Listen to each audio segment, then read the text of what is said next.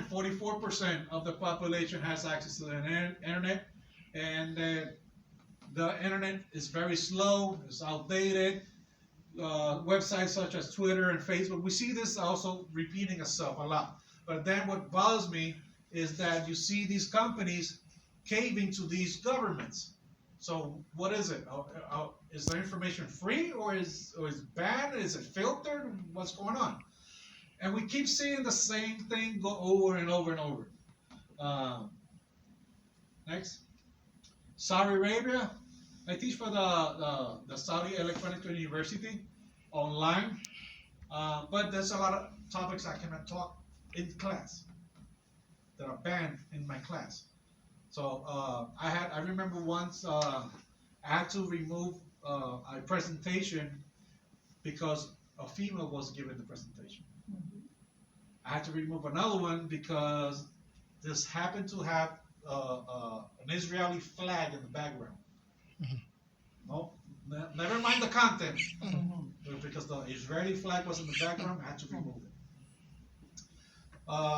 Male professors teach male students. Female students take classes with female professors. It's yeah, they're opening it up a lot too, and they're making a lot of agreements with Western universities from Europe and the United States. Colorado State University is one of them, but you know, slowly, but you know, we cannot assume that everybody has to be equally or the same. That's not a myth, but the differences is what makes us beautiful. That's what I like. I like, you know, not everybody can be the same. That's all right. All right. So let's look at the United States now. The United States, 76% of the population, which is I thought it was low. Yeah, I thought it was low. But there's still people that refuse to be connected, and what we can see is that as the younger the generation, the more connected they are. So the older we are, we take it, not that we take it for granted, but sometimes I miss not being connected.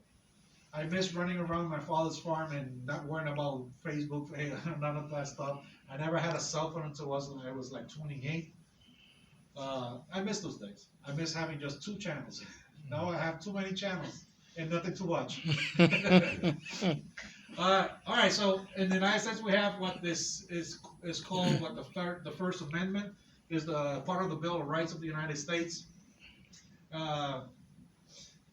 Where it says that we have the freedom to group, speech, and freedom of press.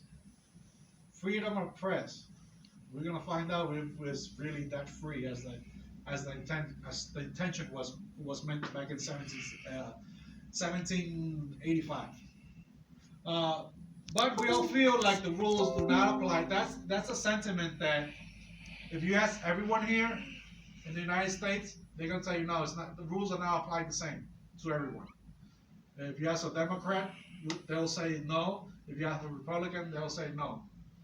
There's no. We were talking about this yesterday, Dr. Lungan and I. It's like I feel that there's only 2 lanes. There's only 2 teams, and there's no middle lane where we could come together, shake your hand, and do the exchange and say let's compromise.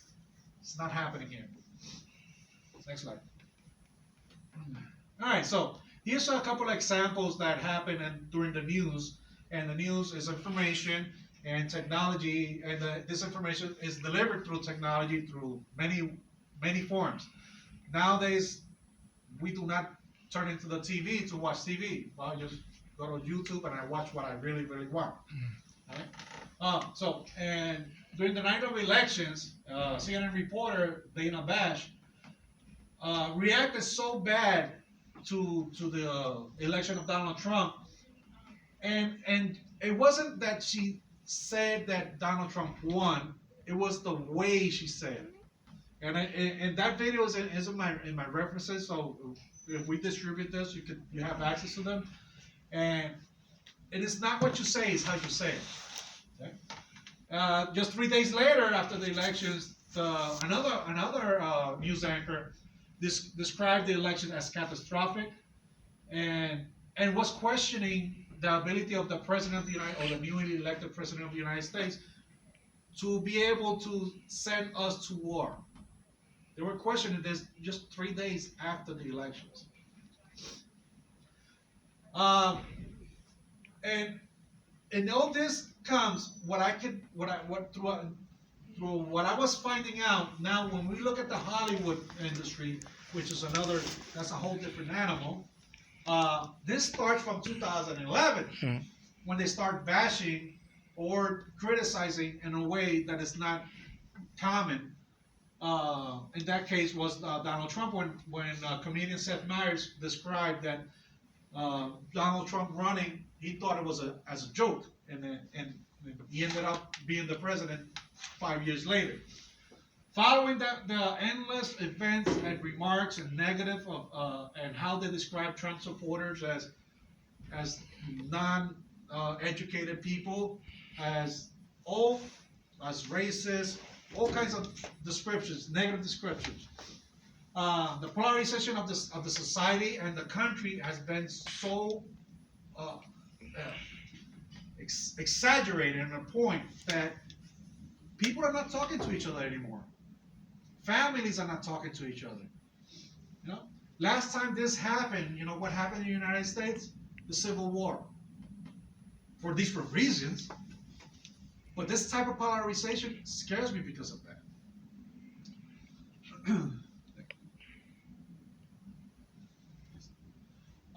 At the beginning of the end and impeachment trials, everybody, when I have another videos that I included as part of my research, that you can see that what one news anchor says is replicated across all the other news stations, and they say the exact same words.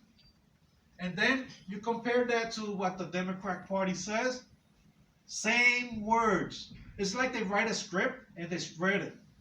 Happens on both sides. I'm not saying that only happens on the left or the Democrat. It also happens in Fox News and the Republican Party as well.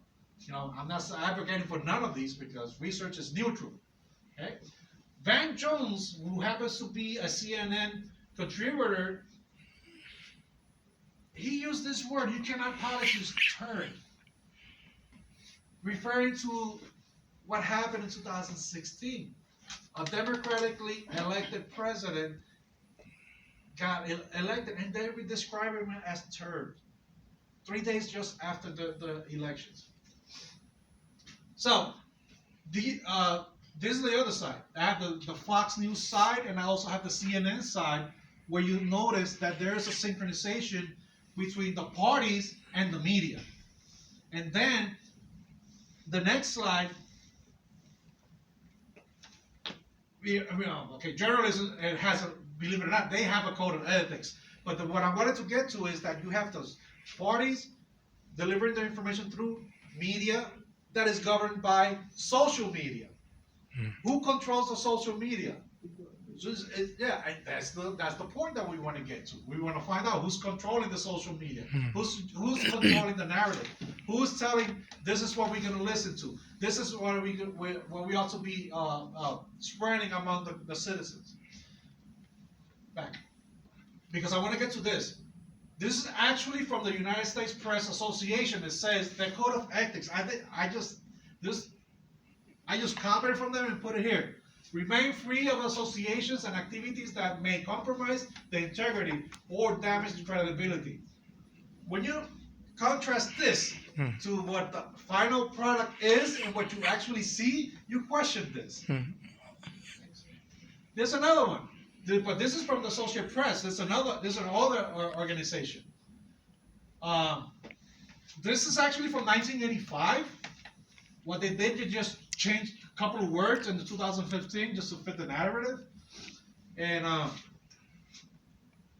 that's another, I just remember another important aspect of why things are happening. Recently, you heard about the whistleblower case and President Trump and the UK. That issue, yeah, he's a whistleblower. But according to the whistleblower rules, he's not a whistleblower because he was not a first-hand person. He was not in the middle of the conversation. But what happened is that what the media does not tell you is that 2 weeks prior of him filing for whistleblower, they changed the rules. Nobody knew that they changed the rules. But also the news media does not say that. And that's what I want to get to. News organizations should strive for impartial treatment of issues. Impartial. Look at the news, look at the reports, look at the reaction of the anchors, of the news people, how they speak. They're not impartial. Next slide. Here's another one. The news organization should report news without regards of its own interests. Is this happening? We'll find out. Next. Here's another, what I was talking about at the beginning.